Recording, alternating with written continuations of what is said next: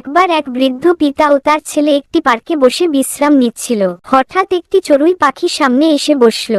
পিতা ছেলেকে জিজ্ঞেস করলেন, ওটা কি? ছেলে বলল, ওটা একটা চড়ুই। কিছুক্ষণ পরে পিতা আবার জিজ্ঞেস করলেন। ওটা কি?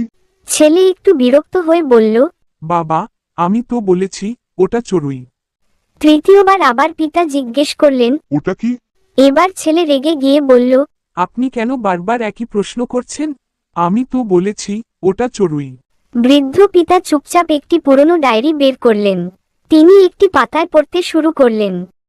আজ আমার 3 বছরের ছেলে একটি চড়ুই দেখে 25 বার জিজ্ঞেস করেছিল। ওটা কি? আর আমি প্রতিবার তাকে ভালোবেসে জবাব দিয়েছি, ওটা চড়ুই পাখি। আমি একটুও বিরক্ত হইনি, বরং তার কৌতূহলে আনন্দ পেয়েছি।